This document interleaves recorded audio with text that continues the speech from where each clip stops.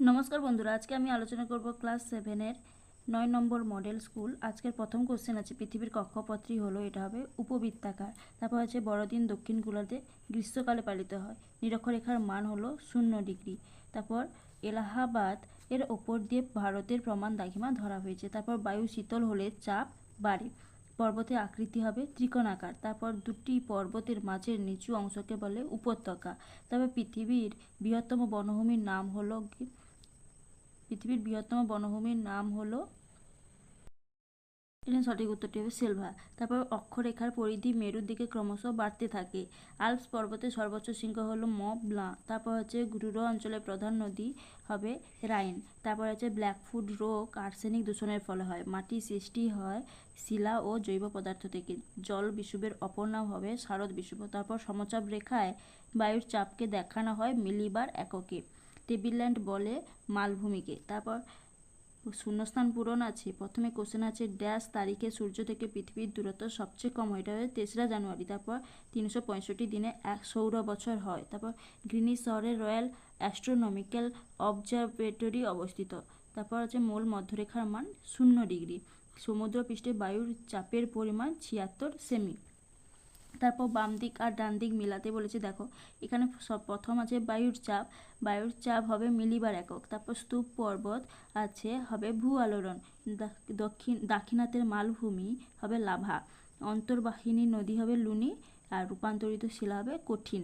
তারপরে নিচের প্রশ্নগুলির এক কথায় উত্তর দাও। এখানে দেখো প্রথমে আছে কোন শিলা সহজে ক্ষয়, এটা হবে পাললিক শিলা। তারপর আছে কোন মাটির জল ধারণ ক্ষমতা সবচেয়ে বেশি, এটা হবে এঁটেল মাটি। তারপর আছে লন্ডন অববাহিকা কোন নদীর তীরে অবস্থিত, এটা হবে টেমস নদী। তারপর আছে ল্যাডোগা হ্রদ ইউরোপের কোন দিকে অবস্থিত, এটা হবে উত্তর পশ্চিমে। তারপরে আছে দেখো পোল্ডার ভূমি কি, এটা আমরা সহায়িকাতে 360 নম্বর পেজে পাবো। দেখো পোল্ডার ভূমি এখান থেকে এইটা। তারপরের কোশ্চেন আছে জুইডার জি প্রকল্প বলতে কি বোঝো, এটা আমরা সহায়িকাতে 356 নম্বর পেজে পাবো। এই দেখো জুইডার জি প্রকল্প এইটা। কোশ্চেন আছে গ্রস্থ উপত্যকা বলতে কি বোঝো, এটা আমরা সহায়িকাতে 112 নম্বর পেজে পাবো। এই দেখো গ্রস্থ উপত্যকা। তারপরে কোশ্চেন আছে সমচাপ রেখা কাকে বলে, দেখো সমচাপ রেখা। তারপরে কোশ্চেন দেখো আছে অনুসুর অবস্থান বলতে কি বোঝো, এটা সহায়িকাতে 21 নম্বর পেজে আছে। এই দেখো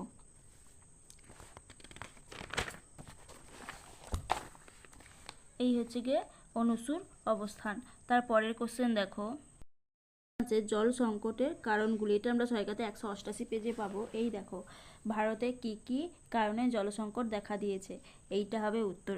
তারপরের কোশ্চেন শিল্প ও কারখানা কীভাবে মাটিকে দূষণ করে, এটা সহায়িকাতে 203 নম্বর পেজে আছে।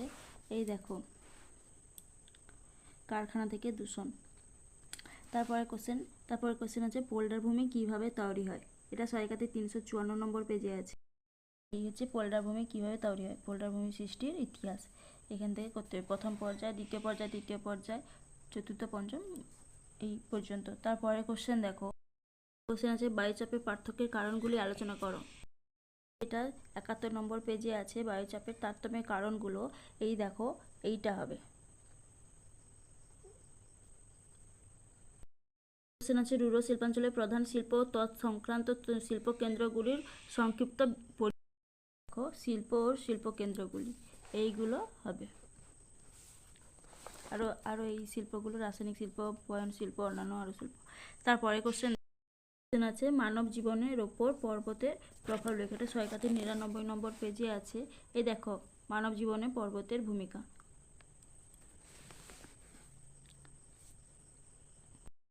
ছিল আজকে 9 নম্বর মডেলের আলোচনা। যদি ভিডিওটা ভালো লাগে তাহলে অবশ্যই আমার চ্যানেলটিকে সাবস্ক্রাইব করবে। ধন্যবাদ।